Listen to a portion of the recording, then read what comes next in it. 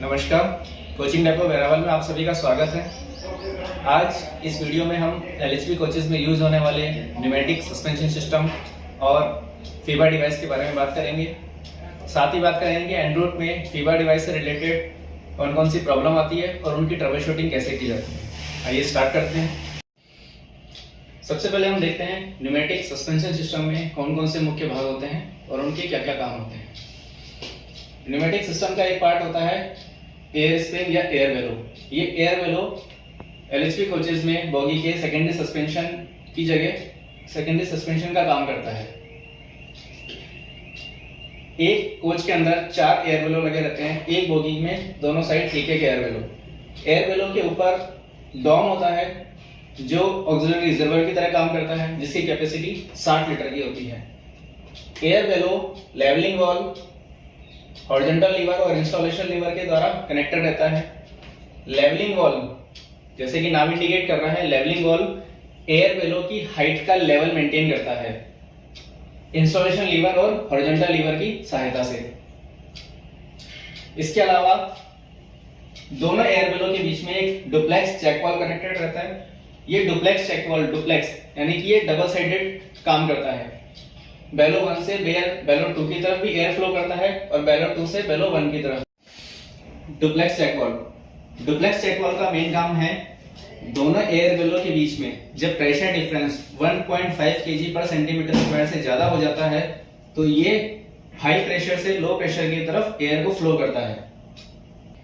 इसके आगे 2 isolation cock vent valve feature के साथ में लगाए गए हैं और उसके बाद में फीबा पैनल लगाया गया है। ये दोनों आइसोलेशन कॉक फीबा डिवाइस के लिए टेस्टिंग कॉक की तरह भी काम करते हैं और अगर कभी इनकेस रास्ते में कोई पंचर हो जाता है एयर वेलो में तो उस एयर को जल्दी से बाहर निकालने के लिए भी, एग्जॉस्ट करने के लिए भी काम आते हैं। फीबा पैनल से एक लाइन कनेक्टेड है जिससे इंडिकेटर जुड़े हुए हैं जो कोच के दोनों तरफ लगे रहते हैं। फीबा पैनल बीपी से भी कनेक्टेड रहता है एक आइसोलेशन कॉक के थ्रू। फीबा पैनल में एक एग्जॉस्ट पोर्ट होता है 8 mm का, जो कुछ खराबी होने की वजह से या हमारे न्यूमेटिक सिस्टम में कोई प्रॉब्लम आ जाए तब ये बीपी के प्रेशर को एग्जॉस्ट कर देता है और गाड़ी में ब्रेक अप्लाई हो जाते हैं। इसके बाद एक आइसोलेशन कॉक दिया गया है इस बॉगी के लिए। एक साइड की बॉगी के लिए एक आइसोलेशन कॉक दिया गया है, दूसरी साइड की बॉगी के लिए दूसरा आइसोलेशन कॉक दिया गया है। यानी हमें सिर्फ इस बॉगी को आइसोलेट करना है तो इस कॉक की सहायता से आइसोलेट किया जा सकता है। इसके बाद एमआर मेन रिजर्वर है जिसकी कैपेसिटी 150 लीटर की होती है। ये एमआर चारों एयर वेलो, एक कोच के 4 एयर वेलो को एयर सप्लाई करता है। यहाँ पे एक एनआरबी लगा हुआ है जो एमआर के प्रेशर को फीड पाइप में रिवर्स जाने से रोकता है। एक डर्ट कलेक्टर है और उससे पहले एक आइसोलेशन कॉक दिया गया है। इस आइसोलेशन कॉक की सहायता से पूरे न्यूमेटिक सिस्टम को ही आइसोलेट किया जा सकता है। अब हम देखते हैं कि एयर फ्लो किस तरीके से होता है न्यूमेटिक सस्पेंशन सिस्टम में।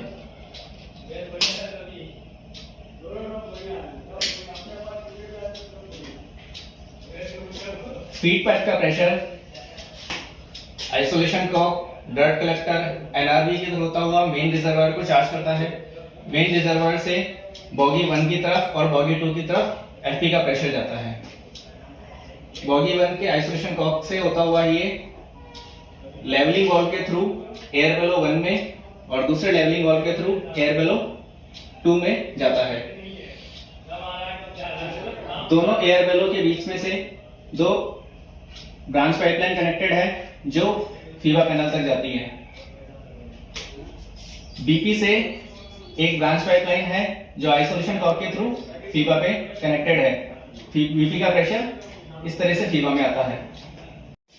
अब हम देखते हैं कि एनरूट में फीबा से रिलेटेड कौन कौन सी प्रॉब्लम आती है और उसका कैसे ट्रबल शूटिंग की जाती है। जब सब कुछ नॉर्मल वर्किंग कंडीशन में रहेगा तो एयर फ्लो जिस तरह से शो हो रहा है इस तरह से एयर फ्लो चलता रहेगा और इंडिकेटर ग्रीन शो करेगा। जैसे ही कोई प्रॉब्लम आती है या नहीं फीबा मालफंक्शनिंग कर देता है या कहीं कोई लीकेज होता है तो क्या होता है, बीपी का प्रेशर फीबा के एग्जॉस्ट पोर्ट से बाहर निकलता है तो बीपी का प्रेशर ड्रॉप होने की वजह से गाड़ी में ब्रेक अप्लाई हो जाते हैं, फीबा का इंडिकेटर रेड हो जाता है। इस कंडीशन में हमें सबसे पहले आकर के फीबा से जो बीपी का पाइप कनेक्टेड है इसको आइसोलेट कर देना है। आइसोलेट करने के बाद में चेक करना है कि कहीं कुछ हैवी लीकेज या कुछ लीकेज तो नहीं है। लीकेज अगर नहीं है, फीबा किसी और रीजन से या माल फंक्शन की वजह से ही ऑपरेट हो गया है, तो हम क्या करेंगे, फीबा अलग अलग 3 कंपनी का आता है, उन तीनों कंपनी का रीसेट प्रोसेस होता है, उस रीसेट प्रोसेस से इसे रीसेट करेंगे। जैसे यहाँ पे दिखाया गया है, ये नॉर रिम्स का है जिसमें एक नॉब होती है, वो नॉब वर्टिकल रहती है। तो इसे जब रीसेट करना होता है तो इस नॉब को एंटी क्लॉकवाइज डायरेक्शन में हॉरिजॉन्टल कर देंगे। हॉरिजॉन्टल करने के बाद में जो इंडिकेटर है वो रेड से ग्रीन हो जाएगा। ग्रीन हो जाने के बाद में हम फिर से इस बीपी पाइपलाइन को ओपन कर देंगे, आइसोलेशन कॉक को ओपन कर देंगे और गाड़ी नॉर्मल स्पीड पे जाएगी। दूसरा होता है इसमें एक फैवली मेक का जो फीबा होता है उसमें 2 पुश बटन दिए होते हैं। उन दोनों पुश बटन को हमें वही है, सबसे पहले बीपी को आइसोलेट करना है, बीपी को फीबा से आइसोलेट करना है और फीबा जो फैवली के दोनों पुश बटन है उन्हें प्रेस करना है। तब तक प्रेस करना है जब तक ये रेड से ग्रीन ना हो जाए। जैसे ये ग्रीन हो जाएगा उसके बाद हमें फिर से आइसोलेशन कॉक को ओपन कर देना है और गाड़ी जाने देनी है। तीसरा होता है एस्कॉर्ट कंपनी का। एस्कॉर्ट कंपनी में क्या होता है, उसका प्रोसेस भी रीसेट का सेम है। जैसे ही आपका इंडिकेटर रेड हो जाता है, सबसे पहले इस बीपी के आइसोलेशन कॉक को बंद कर दीजिए। बंद करने के बाद में एस्कॉर्ट के अंदर 3 रिंग होती है, 1 2 3। सबसे पहले दोनों एंड की रिंग को हमें बाहर खींचना है, खींच करके कुछ सेकंड के बाद में उसे छोड़ देना है। उसके बाद बीच वाली रिंग को खींचना है और कुछ सेकंड के बाद में छोड़ देना है। तो आपका इंडिकेटर रेड से ग्रीन हो जाएगा। उसके बाद इस बीपी आइसोलेशन कॉक को हम ओपन कर देंगे और गाड़ी नॉर्मल स्पीड पे जाएगी। इसके अलावा दूसरी एक प्रॉब्लम आ सकती है कि एयर बेलो बस्ट हो जाए, पंचर हो जाए, तो उस कंडीशन में एंड रूट में इस एयर बेलो को ठीक नहीं किया जा सकता। तो हमें क्या करना है, एयर बेलो बस्ट होगा तो इसका प्रेशर ड्रॉप होगा। फीबा डिवाइस जो है वो एयर बेलो में अगर प्रेशर 1 ± 0.01 kg/cm² से कम हो जाता है तो उसे सेंस करती है और सेंस करने के बाद में बीपी के प्रेशर को एग्जॉस्ट वाल्व से ड्रॉप करती है, जिससे पूरी गाड़ी में ब्रेक अप्लाई हो जाता है और इंडिकेटर इसका रेड हो जाता है। तो हमें सबसे पहले आकर के इस बीपी आइसोलेशन कॉक को क्लोज कर देना है, बंद कर देना है, यानी कि इसको आइसोलेट कर देना है। आइसोलेट करने से क्या होगा, पूरी गाड़ी रिलीज हो जाएगी। उसके बाद हमें चेक करना है कि कहाँ क्या प्रॉब्लम हुई है। तो हमें पता चलता है अगर एयर बेलो बस्ट हो गया है तो हमें क्या करना है, जिस साइड में एयर बेलो बस्ट हुआ है उस साइड के बोगी आइसोलेशन कॉक को बंद कर देना है। अब ये बोगी आइसोलेट हो चुकी है, अब इसमें एयर फ्लो नहीं हो रहा है। साथ साथ क्या करना है, ये दोनों आइसोलेशन कॉक को ओपन कर देना है, जिससे इसमें जो भी एयर रहेगी वो बाहर निकल जाएगी और जो एयर बेलो है वो अपनी इमरजेंसी स्प्रिंग पे बैठ जाएगा। उसके बाद इसे हमें फीबा को रीसेट करना है, जो इसके रीसेट प्रोसेस है। रीसेट करने के बाद में इंडिकेटर ग्रीन हो जाएगा, लेकिन एयर बेलो बस्ट हो चुका है, इसलिए हम इस बीपी को ओपन नहीं करेंगे, बीपी आइसोलेशन कॉक को ओपन नहीं करेंगे और गाड़ी को 60 kmph की स्पीड से जाने देंगे। एक केस ये बनता है कि फ्लेक्सिबल हॉर्स पाइप आपका फट जाता है या फेरुल खुल जाता है, तो उस कंडीशन में क्या होगा, ये जो प्रेशर ड्रॉप होगा, इस प्रेशर ड्रॉप को फीबा सेंस करेगा और फीबा सेंस करने के बाद में इस बीपी के प्रेशर को अपने एग्जॉस्ट पोर्ट से ड्रॉप कर देगा, जिससे पूरी गाड़ी के अंदर ब्रेक लग जाएगा और फीबा का इंडिकेटर भी रेड हो जाएगा। उस कंडीशन में सबसे पहले आकर के इस बीपी आइसोलेशन कॉक को बंद कर देना है, यानी आइसोलेट कर देना है। आइसोलेट करने के बाद में जो फ्लेक्सिबल पाइप फटा है या फिर फेरुल आपका खुल गया है, यहाँ पे हमें डमी प्लग लगा देना है। डमी लगाने के बाद में इस फीबा को हमें रीसेट प्रोसेस के थ्रू रीसेट करना है और इसे बंद कर देना है, आइसोलेट कर देना है।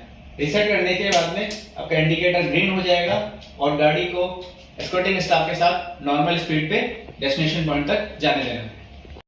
इसके अलावा एक केस ये भी हो सकता है कि इस आइसोलेशन कॉक के बाद में यहाँ पे कहीं कोई लीकेज हो जाए, आपका पाइप फट गया है या पाइप टूट गया है, ये इस तरह का कोई लीकेज हो जाए, उस कंडीशन में क्या करना है, लीकेज होते ही फीबा इसको सेंस करेगा और फीबा बीपी के प्रेशर को ड्रॉप करेगा और इंडिकेटर आपका रेड हो जाएगा। सबसे पहले वही प्रोसेस करना है हमें, बीपी के आइसोलेट करना है। आइसोलेट करने के बाद में यहाँ अगर लीकेज है तो इस मेन आइसोलेशन कॉर्ड को बंद कर देना है, जिससे पूरा इस कोच का न्यूमेटिक सिस्टम आइसोलेट हो जाएगा। अब हमें इस फीबा को रीसेट करना है। रीसेट करने के बाद में इंडिकेटर आपका ग्रीन हो जाएगा और गाड़ी को जाने देना है। अगर हम लास्ट में कंक्लूड करना चाहें तो हम देखेंगे कि पूरे न्यूमेटिक सस्पेंशन सिस्टम में किसी भी रीजन से कोई लीकेज हुआ हो या किसी भी रीजन से फीबा आपका एक्टिवेट हुआ हो, चाहे वो एयर बेलो बस्ट होने की वजह से हो, फ्लेक्सिबल पाइप फटने की वजह से हो, फीबा की खराबी की वजह से हो या कहीं कोई और लीकेज की वजह से हो, अगर फीबा एक्टिवेट हुआ है तो दो चीजें होंगी। पहला ये कि फीबा के एग्जॉस्ट पोर्ट से बीपी का प्रेशर ड्रॉप होगा, बीपी का प्रेशर ड्रॉप होने से पूरी गाड़ी में ब्रेक लग जाएगा और फीबा का इंडिकेटर रेड हो जाएगा। ये दोनों बातें होंगी। इन दोनों कंडीशन में हमें क्या करना है, आकर के सबसे पहले फीबा से बीपी का आइसोलेशन कॉर्ड जो दिया हुआ है इसे बंद कर देना है, फीबा को बीपी से आइसोलेट कर देना है। इस आइसोलेशन कॉर्ड को बंद करने से पूरी गाड़ी रिलीज हो जाएगी। उसके बाद में जो भी प्रॉब्लम है, चाहे वो बेलो बस्ट हुआ हो, अगर बेलो बस्ट हुआ है तो हमें इस बोगी को आइसोलेट कर देना है और फीबा को रीसेट करना है। अगर कहीं और कोई लीकेज है, इस ट्रांस में कोई लीकेज है, तो पूरे न्यूमेटिक सिस्टम को ही हमें बंद कर देना है और फीबा को रीसेट करना है।